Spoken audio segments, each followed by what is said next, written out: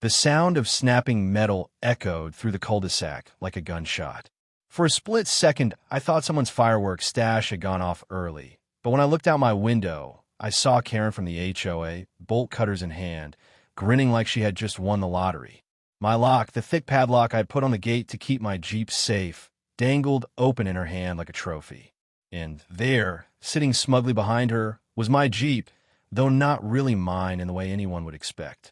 My stomach dropped because if she so much as touched that door handle, she was about to unleash a problem far bigger than her neighborhood power trips. Karen wasn't sneaky about it either. She wasn't the type to tiptoe into trouble. She stomped into it with the confidence of a marching band. She stood there in broad daylight, in front of God and everyone, loudly declaring that this Jeep was an eyesore and a violation of neighborhood harmony. I watched her from behind my blinds as she announced her crusade like she was on a stage, a queen addressing her subjects. The irony was almost funny, almost. You see, Karen wasn't even the elected head of the HOA. She was more like a self-declared dictator who somehow managed to make everyone else too exhausted to fight back. Rules she invented became rules we supposedly had to follow. A basketball hoop left out overnight, a $50 fine, grass longer than 3 inches, a strongly worded letter threatening further action. And now, apparently, securing your own property with a lock had been deemed non-compliant. I stepped outside, just in time to catch her tugging at the Jeep's door handle, yanking with the determination of someone who believed the world owed them an immediate victory. "Karen," I said, my voice sharper than I intended, "what the hell are you doing?" She froze for half a second, then spun around with that self-righteous smirk she had mastered over the years. "This vehicle is abandoned," she declared, "and as acting HOA authority, I am removing it from the premises." "Abandoned?" I said, try not to laugh. "Karen, it's parked in my driveway." She lifted her chin. "A driveway that violates HOA guidelines for proper use. You've turned it into a storage yard. This Jeep has been sitting here for weeks." I stared at her, jaw tight. The truth was, the Jeep had been sitting there. But it wasn't because I had forgotten it, and it wasn't because I didn't care. That Jeep wasn't just a Jeep. It was part of something bigger, something Karen could never begin to wrap her head around. The only reason it looked untouched was because it was meant to. That's how it worked in operations like these, low profile, inconspicuous, never giving away what it really was. And now she had just cut the damn lock. I took a step closer, trying to keep my voice even. "Karen, you need to put the cutters down. Right now. But if you've ever dealt with someone who thrives on confrontation, you know how useless words can be." Karen's eyes lit up like I had handed her gasoline for her fire. "You don't get to tell me what to do," she said, jabbing the cutters in my direction like a sword. "You've been breaking rules for months. This community deserves better. I'm doing everyone a favor." I glanced around. Neighbors had started peeking out of their houses, drawn by the commotion. Some held coffee mugs, some held phones, all watching like they had front row tickets to the chaos. Karen, of course, fed off the attention. She yanked the Jeep's door open and stuck her head inside. I felt my pulse hammering in my ears. If she laid her hands on the wrong lever or pressed the wrong button, she might trigger something that wasn't meant for anyone outside a certain circle to even know existed. The crowd gasped as she leaned further in. That was the moment I knew this was about to spiral into something none of us were prepared for. Because Karen thought she was stealing an eyesore. She thought she was cutting a lock to restore her little kingdom. But what she didn't know, what she couldn't know, was that she had just stepped into the middle of a police task force operation. And if she messed with that Jeep, she wasn't just tangling with me. She was tangling with the law. Karen had her entire torso shoved inside the Jeep now, rummaging like a raccoon in a dumpster. I could hear the metallic clink of her bracelets hitting the steering column, the exaggerated size of someone convinced she was performing heroic labor for the good of the neighborhood. The neighbors watched with popcorn-ready silence, though nobody dared intervene. Everyone knew better than to step between Karen and her sense of self-appointed justice. "Karen," I said again, my voice louder this time, "get out of the Jeep." She ignored me, of course. Instead, she emerged with a triumphant little squeal, waving around the dashboard key fob like she had discovered pirate treasure. "See? Proof this vehicle isn't being maintained properly. Keys left inside. Unacceptable. Unsafe. Abandoned. She wagged the fob at the audience like a prosecutor presenting Exhibit A. The irony was the fob wasn't even the real way to start the Jeep. The task force had modified the ignition with their own system. That fob was basically a prop, something deliberately left behind to make the vehicle look normal if anyone snooped. But Karen didn't know that. To her, this was smoking gun evidence of my supposed negligence. The crowd murmured, and Karen straightened her posture, emboldened. She'd gotten a taste of victory, and Karen never settled for just one bite. Neighbors, she announced, this is why enforcement is necessary. If we let people treat their homes like junkyards, our property values plummet. Do you want criminals moving in? Because that's how criminals move in. The sheer audacity of the speech nearly made me laugh, but my jaw stayed clenched. She wasn't just embarrassing herself anymore.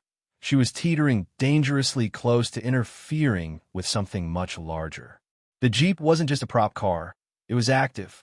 The police had equipment stashed inside, wires threaded through the panels, and a tracking device linked to an ongoing case. I tried to block her view as I stepped closer. Karen, last warning. Close the door and hand me the lock cutters. Her eyes narrowed like a cat about to pounce. You can't order me around. You're in violation, and I'm filing a full report with the HOA board. That was rich, considering she wasn't even on the board anymore. She'd been voted out last year after she tried to fine a family for leaving sidewalk chalk drawings too long. But she still showed up at every meeting, hijacked the agenda, and threatened legal action whenever her authority was challenged. She turned to climb further into the Jeep, but her foot slipped and hit something near the pedals. A faint electronic beep pulsed from inside. My stomach dropped like a stone. Karen, stop! I lunged forward, yanking her ankle back before she could press anything else. She shrieked, twisting around, nearly smacking me with the bolt cutters in her hand. What did you just touch? I demanded, my voice cracking with urgency. Karen blinked at me, suddenly less sure of herself. I was just inspecting, making sure it wasn't hot-wired. The beeping cut off, but my nerves were frayed. That wasn't a sound meant for civilian ears. If she had tripped one of the surveillance systems inside, the task force would know. They monitored that Jeep 24/7, which meant any second now, my phone might start buzzing with questions I couldn't easily answer. The neighbors were buzzing too, whispering among themselves. Some had started filming on their phones.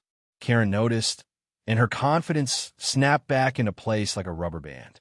She puffed out her chest, tossed her hair, and declared, "This man just tried to assault me while I was performing my duties." Everyone saw it. Assault? I snapped. "Karen, you're trespassing on my property, you cut my lock, and you're breaking into my vehicle. You don't even drive it," she shot back, pointing at the Jeep. "Abandoned vehicles attract crime. I'm saving this neighborhood." Someone from the crowd shouted, "Karen, come on, you're going too far." But she didn't flinch. She thrived on resistance. It gave her fuel. Then the Jeep itself betrayed her. A small red light blinked to life under the dashboard. Most people would have ignored it, but I knew better. That was a silent signal. Someone on the other end had just been notified that unauthorized access had occurred, which meant the cavalry was on its way. I tried to herd Karen away from the vehicle, lowering my voice so the neighbors wouldn't catch the panic in it.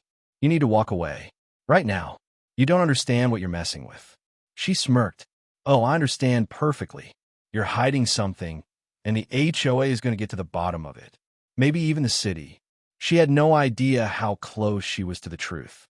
The murmuring crowd broke as flashing lights appeared at the end of the street. A black SUV rolled in, unmarked but radiating authority. Karen mistook it for backup to her cause and waved proudly, bolt cutters high. Finally, law enforcement to deal with this nonsense. I groaned under my breath. She had just invited the storm. The SUV stopped, and two plainclothes officers stepped out, eyes locked on the Jeep. Their expressions said everything. They knew something was wrong, and Karen, smiling like a pageant queen, was about to deliver them the worst first impression imaginable. Before I could intervene, she marched up to them and pointed dramatically at me. "Officers, This man is hiding an abandoned vehicle in violation of HOA standards.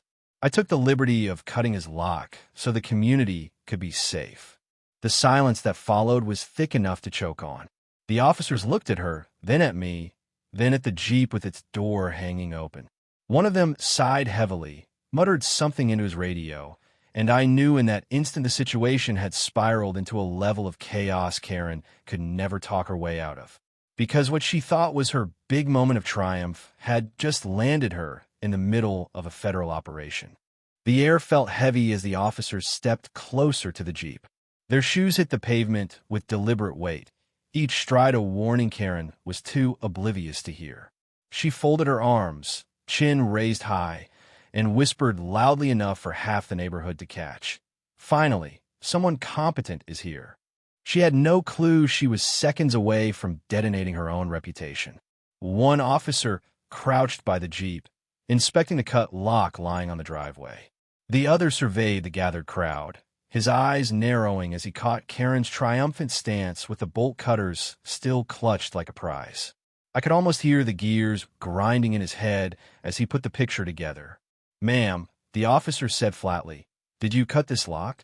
Karen didn't hesitate. "Yes, I did. It was necessary. This vehicle has been abandoned and is a danger to the neighborhood. I am authorized to take corrective action under HOA Statute 12. The officer blinked at her, unimpressed. HOA Statute 12. She nodded firmly, as if quoting scripture. Yes, proper use of property for community safety and visual standards. The officer stood up slowly, his face unreadable. Then he looked at me. "Sir, you're the owner of this Jeep?" "Yes," I said carefully, weighing every word. "Though the situation isn't as simple as it looks." Karen scoffed. "It's very simple. He left this eyesore in his driveway for weeks, unsecured, dragging down the neighborhood's image. I stepped in because no one else had the courage to do what was right." The officer exhaled through his nose like a man trying not to laugh. "Ma'am, you've just interfered with government property." The color drained from Karen's face for the first time that day. "Excuse me?" "This Jeep," the second officer finally spoke, his voice clipped, "is part of an ongoing police task force operation. By cutting that lock and entering the vehicle, you may have compromised surveillance equipment and evidence critical to a case." The crowd gasped as if on cue. Phones tilted upward, recording more intently now. Neighbors exchanged wide-eyed looks, some covering their mouths to hide their grins. After years of enduring Karen's petty tyranny, this was vindication served on a silver platter. Karen blinked rapidly, struggling to process the words. That can't be right. It's just a Jeep. An old, dirty Jeep. How could it belong to the police?" The crouching officer opened the glove box with a code I'd seen used before. Inside was a neatly stashed laptop, wires trailing into hidden compartments. He pulled it out just enough for the crowd to glimpse the glowing police seal on the login screen. Gasps rippled again. Karen stammered, her voice shrill now. That's probably fake. He could have put that there. People fake things all the time. You can't trust everything you see on a screen." "Ma'am," the officer said, his patience thinning. "Do you realize what you just done?" Karen faltered, her mouth opening and closing like a fish out of water. Then she rallied, puffing herself back up. "I was protecting my community. If anything, you should thank me for pointing out that this decoy vehicle was unsecured. Imagine what criminals could have done if they found it." The neighbors erupted in muffled laughter. A few openly chuckled. Karen's attempt at spinning her crime into heroism was like watching someone try to mop up a flood with a napkin. The officer didn't laugh. "You need to hand over those bolt cutters." Karen clutched them tighter. "They're mine. You can't take my personal property." He took one slow step closer. "You used them to tamper with police equipment. They're now evidence." She hesitated, eyes darting between him and the growing sea of delighted neighbors. Reluctantly, she held them out like a child forced to surrender a toy. The second officer turned to me. "We'll need to run a full diagnostic on the vehicle to make sure nothing critical was damaged. You're going to have to stay put until we clear it." I nodded, though my stomach churned. If Karen had jostled the wrong thing inside, The task force might think I hadn't kept the Jeep secure enough. That was a conversation I wasn't eager to have. Karen, on the other hand, wasn't done digging her hole. "Wait just a minute," she said, her voice rising in pitch. "You're telling me that Jeep has been sitting here this whole time, and none of us were informed? That's outrageous. We should have been notified. This is our neighborhood." The first officer stared at her in disbelief. "It was undercover." "Well, clearly not undercover enough if I found it," she snapped. "If anything, you should be reprimanding him for hiding police property in plain sight." The laughter from the crowd grew louder, less restrained. People were shaking their heads, some recording, some whispering things like "she's toast," and finally, "karma." The officer looked at her squarely. "Ma'am, you're about 2 seconds from being charged with obstruction. I suggest you stop talking." Karen opened her mouth to protest again, then caught sight of the growing sea of phones pointed at her. For once, words failed her. As the officers began running diagnostics on the Jeep, one of them pulled out a small scanner, swiping it across the dashboard. A low hum filled the air. Karen shrank back, frowning. What is that?" "Checking for tampering," the officer said curtly. "If you pressed or pulled anything, we'll know." Karen's lips quivered. She looked from the Jeep to the officers to the neighbors who were practically glowing with schadenfreude. For the first time in years, she wasn't the loudest voice in the room. And just as the hum ceased, the officer frowned at the scanner. "We got an anomaly." Something was triggered. The entire crowd inhaled sharply. My heart skipped. Karen's face went pale. The officer looked at her again. "Ma'am, did you touch anything under the steering wheel?" Karen shook her head violently, her denial instinct kicking in. "No, I didn't touch anything. I was just making sure it wasn't hot-wired." The scanner beeped again, louder this time. The officer's jaw tightened. "Then why is there a transmission log showing unauthorized access to surveillance data?" Karen's knees buckled, and for once, she didn't have a comeback. Karen stood frozen in the driveway, pale and rigid like she had just realized the game was no longer make-believe. The officers moved with calm precision, one typing into the task force laptop, while the other questioned her with the steady cadence of someone who had seen this kind of bluff collapse 100 times. The neighbors, sensing the shift in tone, grew bolder. Phones weren't just peaking anymore. They were raised high, capturing every twitch of Karen's face as her kingdom crumbled.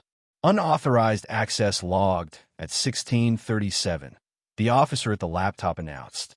"System shows multiple triggers. Surveillance data partially scrambled." His words hit the crowd like a drumbeat, each syllable heavier than the last. Karen shook her head violently. No. That's impossible. I didn't touch anything. I was just checking for signs of tampering." "You are the tampering," the other officer said flatly. The audience rippled with laughter they could no longer suppress. Someone whispered, "She's done for," and another chimed, "About time." Karen's eyes darted around desperately, searching for a single ally. But the people who once ducked their heads to avoid her wrath were now openly relishing her downfall. She tried a new tactic, raising her voice so the entire block could hear. "Everyone listen to me. This is a setup. They're trying to cover their own negligence by blaming me. I was protecting this community." The officer pinched the bridge of his nose, clearly exhausted. "Ma'am, protecting the community doesn't involve cutting locks, breaking into vehicles, and tampering with law enforcement equipment. That's obstruction. Possibly worse, depending on what you touched." For the first time, Karen faltered. The bravado slipped, replaced by panic clawing at the edges of her composure. But she wasn't ready to surrender. Not yet. "Fine," she snapped. "Then I'll sue. I'll sue the HOA. I'll sue him." She jabbed a finger at me. "And I'll sue your department for negligence." That earned the biggest laugh of the evening. Neighbors doubled over, one man clapping slowly as if applauding a comedy show. Karen's cheeks flushed crimson. She spun back to the officers, sputtering, "You're all laughing now, but when property values drop because of this Jeep, don't say I didn't warn you." The officer at the laptop finally looked up, his eyes like steel. "Ma'am, do you realize what you accessed? That wasn't just a car. You potentially interfered with an active surveillance operation involving dangerous suspects. People could get hurt because of what you did." The weight of his words landed. Even Karen, who lived in a world fueled by petty vendettas, looked shaken. I didn't know, she stammered. How could I know? That's the point, he replied. You didn't know. And instead of walking away, you cut a lock and forced yourself in. Karen's mouth opened and closed, her usual arsenal of excuses jammed. The crowd was electric, feeding on every stumble. For years, she had bullied them with fines, letters, and threats. Now she was the one under scrutiny, her empire collapsing under the glow of porch lights and cell phone cameras. And then came the twist none of us expected. The laptop officer frowned, tapping the keyboard faster. Wait a minute. We got an outgoing ping. Transmission attempted from this unit 30 minutes ago. The other officer stiffened. To where? The laptop beeped, a shrill note of alarm. Location unknown. Data packet sent, possibly intercepted. The words sliced the night open. Suddenly, this wasn't just Karen embarrassing herself. This was bigger, far bigger. By fiddling inside that Jeep, she might have sent sensitive data, surveillance feeds, locations, names straight into the wrong hands. The air in the cul-de-sac shifted from comic relief to icy dread. Even the neighbors lowered their phones, whispering uneasily. Karen's face drained of color again. That wasn't me, she cried. I didn't send anything. I don't even know how to use one of those things.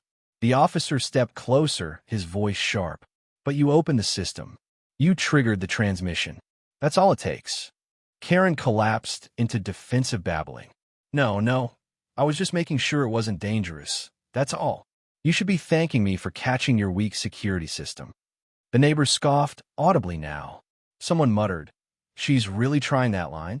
The officers ignored the noise. Their focus was squarely on Karen. Ma'am, you need to come with us for questioning. Karen's jaw dropped. What? You can't arrest me. I'm on the HOA board. No, you're not. A neighbor shouted gleefully. You got voted out last year, remember? Laughter erupted again, this time tinged with relief. The officer repeated, You need to come with us. Now, Karen's composure finally cracked. She tried to backpedal, insisting she had a right to be there, that she was misunderstood, that she was acting for the greater good. But every word only dug her hole deeper.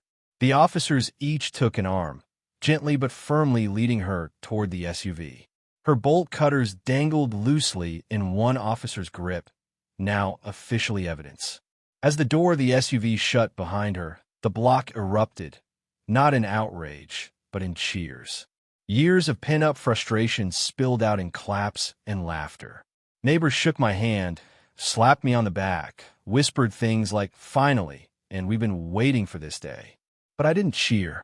My eyes are still fixed on the Jeep, on the blinking light inside, on the knowledge that somewhere, out there, a transmission had been sent, and we didn't know who had it.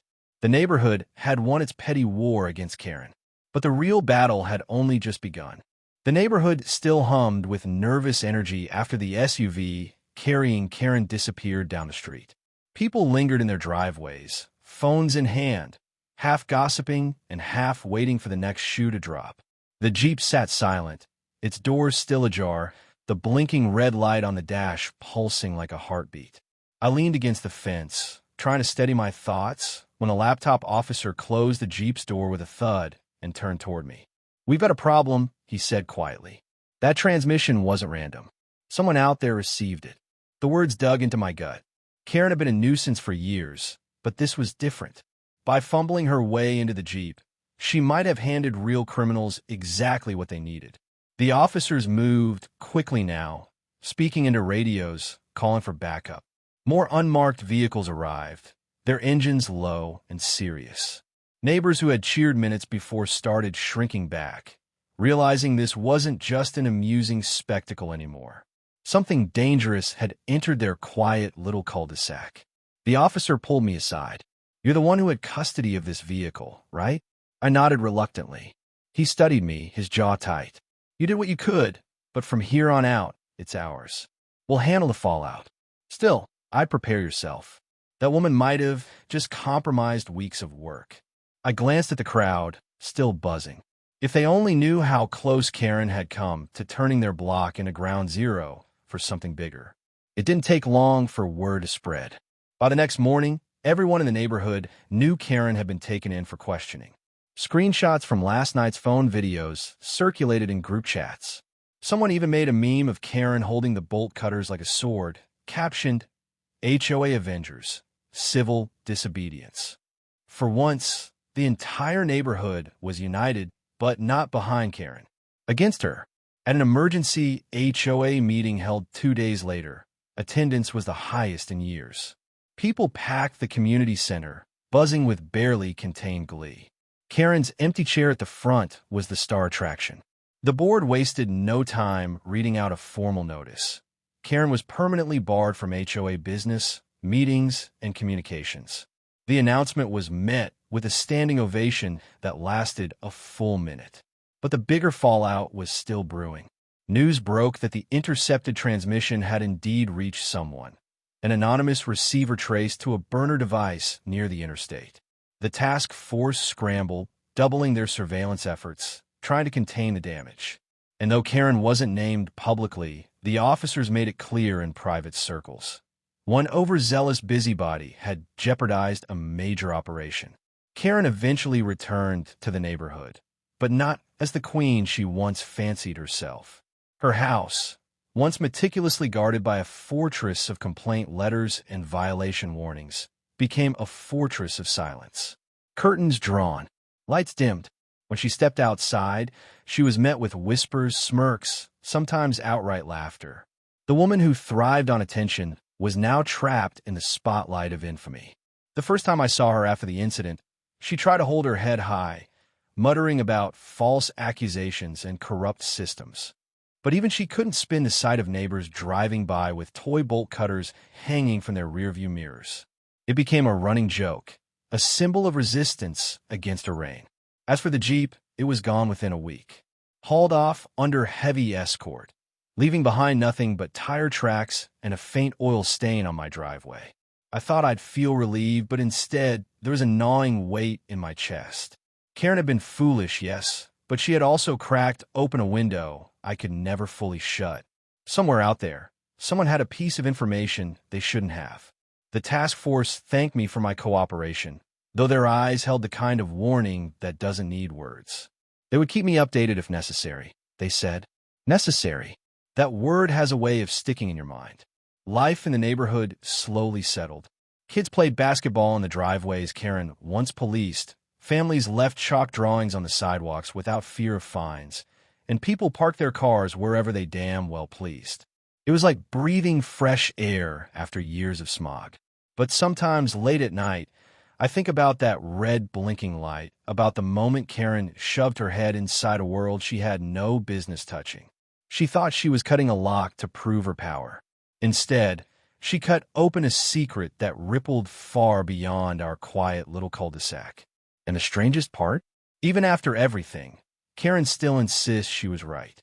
At the grocery store weeks later, I overheard her whispering to a cashier that she had uncovered a government cover-up, and that one day everyone would see she was the only one brave enough to act.